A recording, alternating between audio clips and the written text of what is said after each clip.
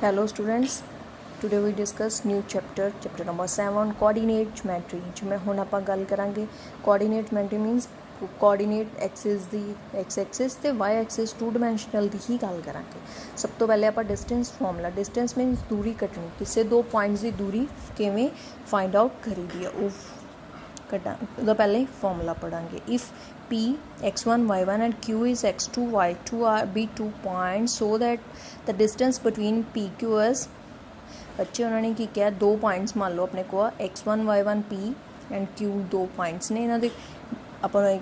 Axis दिते हुए ने पॉइंट दिते हुए x1 y1 तेरे की दिते कोऑर्डिनेट्स की दिते हुए x2 y2 be 2 points of distance between PQ is की आ जाएगा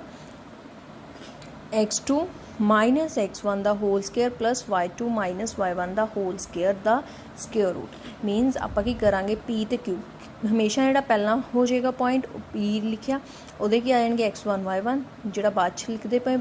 डिजिट आपां उहदा की आ जाएगा वेरीएबल दा उहदे कोऑर्डिनेट्स की आ जाएंगे x2 y2 आपां करना वा x2 चों x1 माइनस कर देना तो उहदा स्केयर कर देना प्लस y2 माइनस y1 दा स्केयर माइनस करके उहदा स्केयर करके तो स्केयर रूट कर देना आपस में प्लस करके। हाँ जी बच्चे इहदे नाल ही फर्स्ट एक्सरसाइज का पहला सम किया find the distance between the following pair of points कहते कि डिस्टेंस कड्डो between the following pair of points दिते हुए ने दो पॉइंट्स दिते ने पॉइंट किहड़े दिते ने 2 3 4 1 दो पॉइंट्स दिते ने तुसीं अपने कोलों कोऑर्डिनेट्स कोई भी नाम दे सकते हो P ते Q आप लेट कर लिया P की अपने को x2 y2 Q की 4 सॉरी x2 3 एंड Q 4 1 आप की करना है डिस्टेंस बिटवीन पी क्यू का पहले सब तो पहले फॉर्मूला लिखांगे x2 minus x1 the whole square y2 minus y1 the whole square. इत्थे बच्चे जिहड़े p दे के आएंगे पॉइंट्स x1 y1 तुसीं लिखना तो उत्तर पेंसिल नाल लिख भी सकते हो कन्फ्यूजन ना होवे।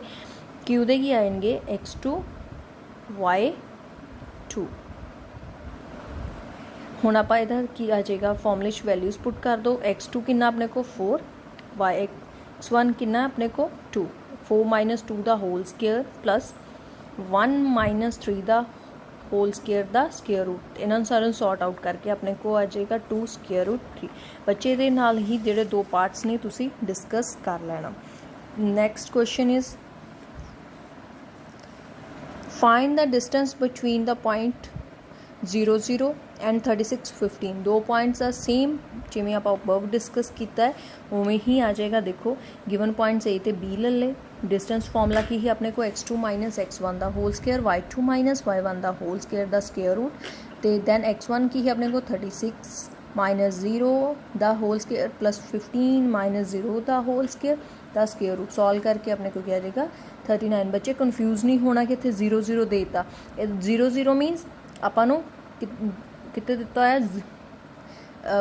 पॉइंट कितना दिता होया 0 0 मीनस ग्राफ च आप ड्रॉ करते देखो इदा तो अपन पॉइंट ए दिता है जिथे अपने को 0 0 मीनस आ x भी 0 आ ते y भी 0 आ।